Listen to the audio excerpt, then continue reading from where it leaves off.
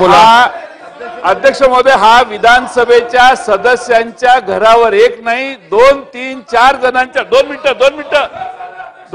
हो त्यांचं पोलिसांनी आता 5,000चा माप म्हटलं 5,000 किंवा 1,000 पोलीस आणू शकत नाही पण कधी. त्यामुळे फायरिंग करून त्यांना दहशत करून जागेच थांबवलं. राष्ट्रवादीचं कार्यालय सकाळी जाळण्यात आलं. त्यानंतर संदीप क्षीरसागरांच्याकडे घरात शिरले. आपण पप्पू शिंदे बद्दलच का विचारलं? मी नावं सांगू, आता फोटो पण दाखवू, कोणाकोणासोबतचे कोण कोण लोक आहेत. याला राजकीय वळण देऊ नका जयंतराव. नाही, मग याच्यामध्ये हा सूरज चुंगडे कोण आहे, शिराळे कोण आहे, नवनाथ शिराळ कोणचा तो नाही असं नको. हा बघा, हा राजकीय विषय नाहीये साहेब. कोणाच्याही पक्षाचा असो, ज्यांनी जाळपोळीमध्ये त्या ठिकाणी काम केलं त्याच्यावर कारवाई झाली पाहिजे. ती कारवाई आम्ही निश्चितपणे करू. आणि या संदर्भात मी पुन्हा सांगतो, कुठलाही आरोपी त्याला सोडणार नाही म्हणजे नाही. सन्माननीय उपमुख्यमंत्री महोदय. सन्माननीय अध्यक्ष महोदय, खरोखर एकूण ही जी घटना या ठिकाणी घडलेली आहे ही अतिशय गंभीर घटना आहे. आणि अशा प्रकारे मॉबनी जाऊन लोकप्रतिनिधींचे घरं जाळणे, त्यांना टार्गेट करणं आणि जवळपास सगळ्याच पक्षाच्या लोकांवर त्या ठिकाणी त्यांनी टार्गेट केलेलं आहे. आमच्या भाजपचे अध्यक्षाचं ऑफिस त्या ठिकाणी त्यांनी झालं, राष्ट्रवादीचं झालं, दोन्ही राष्ट्रवादीवर हल्ला झाला, दोन्ही शिवसेनेच्या गटांवर त्या ठिकाणी हल्ला झाला, सगळ्यांवरच हल्ला त्या ठिकाणी झालेला आहे.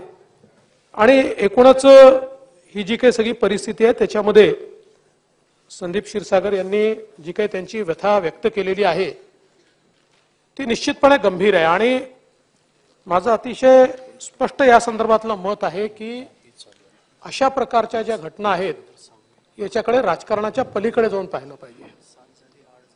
कारण अशा प्रकारच्या घटनांमध्ये जर आपण राजकारण करायला लागलो तर मला असं वाटतं की मग महाराष्ट्रामध्ये कायदा आणि सुव्यवस्था कधी राहणार नाही. ज्यांची ऍक्टिव्ह याच्यामध्ये पार्टिसिपेशन होतं, ज्यांना पकडलंय, असं आहे मॉब पॅसिव्ह असतो, ऍक्टिव्ह असतो. मॉब तर 5,000 लोकांचा देखील असू शकतो, पण ते सगळे 5,000 लोक पकडलेले नाही आहेत. ज्यांच्या विरुद्ध सबळ पुरावा आहे, जे लोक हे सगळं करताना दिसत आहेत आणि मेजर लोकांच्या विरुद्ध सीसीटीव्हीचं फुटेज आहे, पण आपल्याकडे तिथे सीसीटीव्हीचं कव्हरेज असं नाही आहे की ज्याच्यामध्ये 360 डिग्री आपल्याकडे कव्हरेज येईल.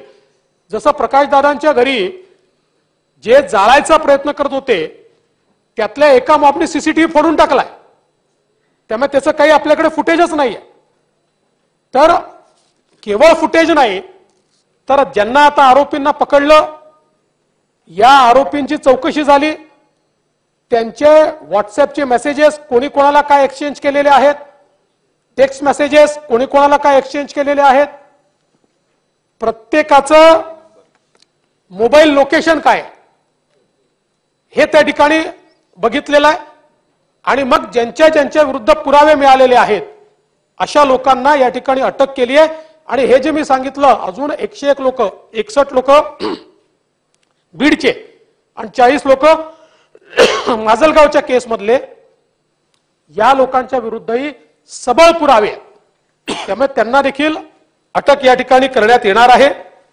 आणि आपण या ठिकाणी जे सांगितलं हे खरं आहे की पोलिसांची कारवाई याहीपेक्षा जास्त व्हायला हवी होती, पण दुर्दैवाने पोलिसांची संख्या आणि जे दंगलखोर लोक होते त्यांची संख्या, या संख्येत एक मोठा फरक होता. आणि म्हणून त्या ठिकाणी नवीन फोर्स जो पाठवला तो फोर्स पाठवतपर्यंत हे काबूमध्ये आणणं कठीण गेलं, हे देखील तितकंच सत्य आहे. माननीय उपमुख्यमंत्री गृहमंत्र्यांनी माहिती दिली.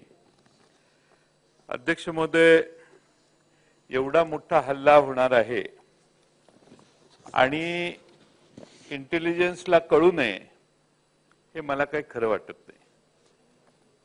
मी फार जबाबदारीने सांगतो की बीडच्या एसपींना जिल्ह्यामध्ये बीडमध्ये काहीतरी होण्याची शक्यता आहे अशी वॉर्निंग ऑलरेडी 3 दिवस आधी देण्यात आलेली होती. त्यांना कळवण्यात आलेलं होतं की काहीतरी होण्याची शक्यता आहे आणि त्यामुळं त्यांच्याकडून हलगर्जीपणा झालाय यात तर काही शंका नाही. सकाळी माजलगावला जाऊन अध्यक्ष महोदय प्रकाशदादा सोळंकींच्याकडं घराला आग लावण्यात आली. त्यावेळी तिथल्या फुटेजमध्ये पोलीस दिसतायत तिथं आणि स्वतः एसपी तिथं जाऊन जे बसले ते तिथनं बाहेर आलेच नाही. सगळं बीड शहर जळत असताना माजलगाववरून जिल्हा पोलीस अधीक्षकांना बीडला येण्याची इच्छा झाली नाही आणि सन्माननीय उपमुख्यमंत्र्यांनी जे सांगितलं की पोलीस कमी होते, पोलीस कमीच असतात लोकसंख्येच्या, फायरिंग का नाही केलं?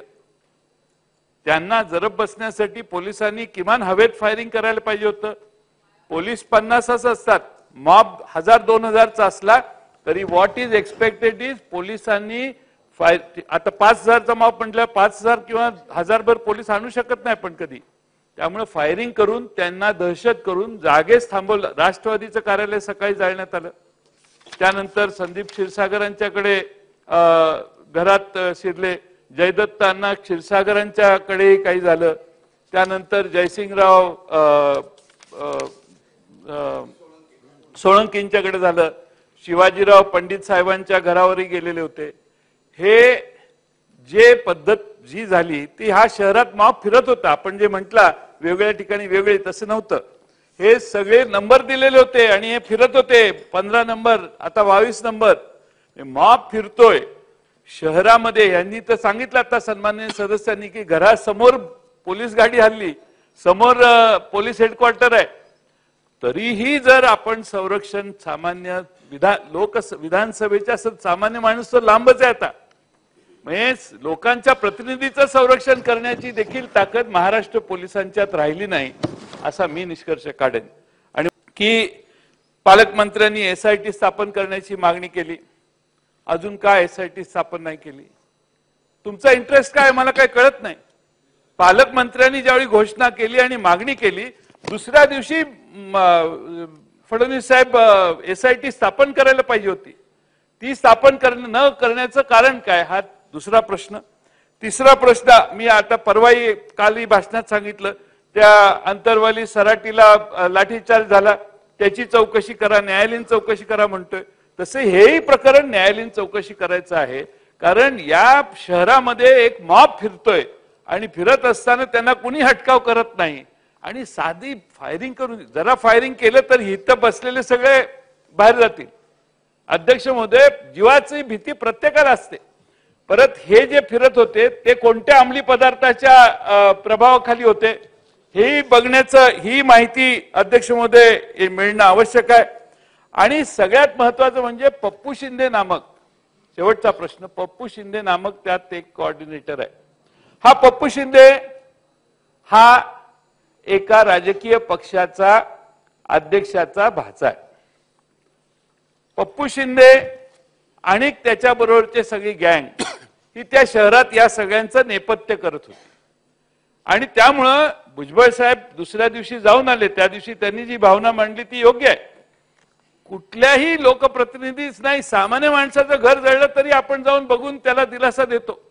त्यामुळे अध्यक्ष महोदय, राज्याच्या मंत्रिमंडळात भुजबळ साहेब गेले ठीक आहे, पण अध्यक्ष महोदय त्या ठिकाणी गृहमंत्री किंवा गृहमंत्र्यांचे प्रतिनिधी, त्या ठिकाणी पालकमंत्री यांनी त्या ठिकाणी बैठका घेतल्या असतील, घेतल्या ना, घेतल्या का नाही?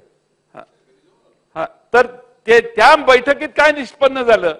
आणि आता उपमुख्यमंत्री महोदयांनी जे सांगितलं त्याप्रमाणे या पप्पू शिंदे जो आहे त्याचे लागेबांधे कुणाशी आहेत ते सभागृहात आम्हाला माहिती आहेत कुणाशी आहेत. आम्ही ते नाव घेणं योग्य नाही, पण आपण जर सांगता आलं तर आनंद होईल. खासगीत सांगितलं तरी चालेल, पण अध्यक्ष महोदय तुम्ही ते जाहीरपणाने सांगू शकणार नाही.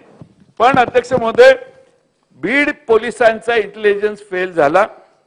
माझा दुसरा प्रश्न शेवटचा आहे तो म्हणजे, हा पहिला प्रश्न मी विचारलाय आणि सराईत गुन्हेगार हल्लेखोरात होते. आपणच मंत्री महोदयांनीच आता उत्तर देताना सांगितलं की सराईत गुन्हेगार त्यात सापडले.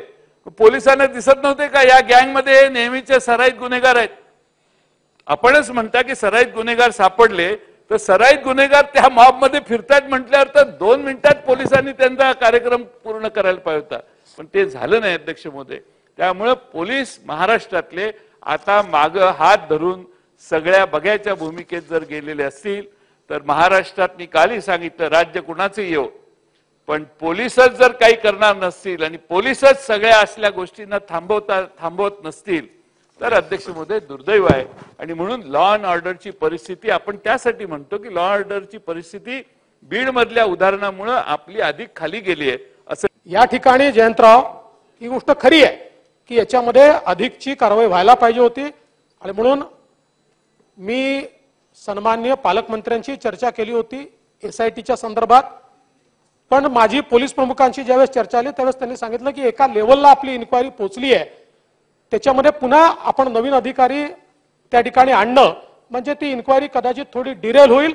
पण माझी हरकत नाहीये, जर सभागृहाची इच्छा असेल तर या संदर्भात 2 दिवसामध्ये आम्ही SIT स्थापन करू आणि SITला ही कारवाई त्या ठिकाणी देऊ.